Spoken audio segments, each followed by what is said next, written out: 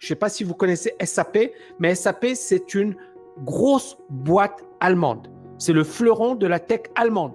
C'est vraiment une boîte prestigieuse. C'est un peu le Apple allemand, si vous voulez, ou le Microsoft allemand. Donc, c'est vraiment, vraiment prestigieux.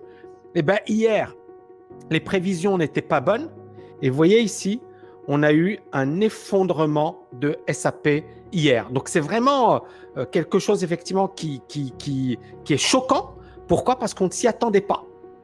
Donc, vous avez le confinement, vous avez certaines entreprises comme SAP qui commencent à morfler et les gens, ils commencent à se dire « Ah ouais, c'est pas finalement, on n'est pas réellement sorti de la crise. » Parce que, encore une fois, rappelez-vous ce que je vous avais dit. Je vous avais dit les Air France, etc. morflent, mais les Apple, les Tesla, les Microsoft ont profité de la crise. Elles ne se sont pas appauvries, elles se sont enrichies durant la crise. Et bien là, vous avez SAP qui est quand même dans le domaine de la technologie, dans le domaine du cloud, et on voit la tech allemande, fierté de l'industrie tech allemande. SAP a douché l'enthousiasme des investisseurs. Le géant a vu son cours plonger le lundi à la bourse de Francfort après l'annonce de prévision en baisse en raison de la pandémie. Et vous voyez un peu là où je vais en venir. Est-ce que vous voyez où je vais en venir? C'est-à-dire que Apple, Microsoft, etc., jusqu'à aujourd'hui, tout allait bien. Pourquoi? Parce qu'on n'a pas encore ressenti les effets de la crise. Et c'est là où ces entreprises, aujourd'hui, elles tirent leur épingle du jeu. Elles ne sont pas encore affectées par la crise. Mais c'est là où il faut avoir une vision long terme, en fonction de ce que vont faire les marchés. Et si les marchés se cassent la figure ou souffrent, là, ça peut avoir un impact extrêmement sévère sur des actions comme Microsoft, comme Apple, etc. Toutes ces valeurs peuvent effectivement souffrir. Donc, BCG, Boston Consulting Group, c'est un cabinet effectivement de consulting extrêmement prestigieux. Et le BCG, qu'est-ce qu'il nous dit? Il nous dit la reprise mondiale risque de faire long feu. Et donc, on est aujourd'hui dans une situation où la reprise, elle risque effectivement de faire flop. Le FMI redoute d'importantes faillites de PME. Donc, le FMI, c'est le Fonds monétaire international. Ils ont réalisé une note destinée au ministre des Finances du G20 et ils annoncent effectivement de nombreuses faillites.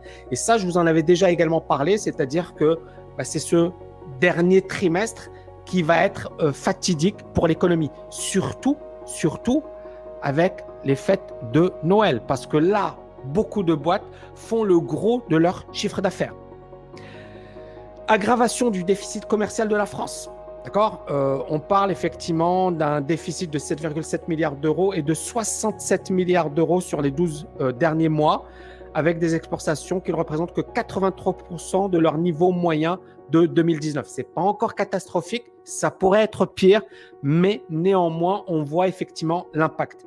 Ensuite, les comptes de l'assurance chômage qui virent au rouge.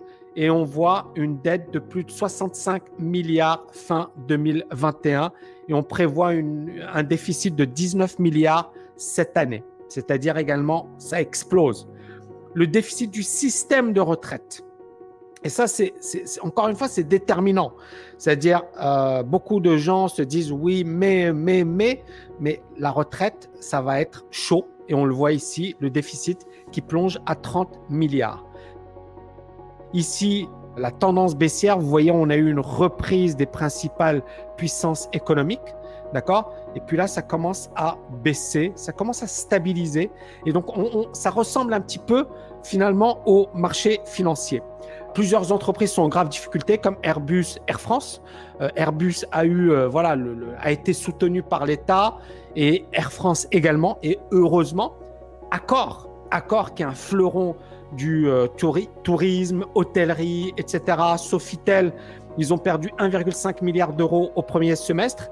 Et on parle également de gros problèmes avec le plan de relance européen, c'est-à-dire que les Européens se sont mis d'accord sur un plan de relance, sauf qu'aujourd'hui, certains pays disent non, nous on ne veut pas, notamment les pays frugaux, Pays-Bas, Autriche et autres, et qui aujourd'hui font un petit peu machine arrière et sont en train de dire non, nous on ne veut pas y aller. D'accord?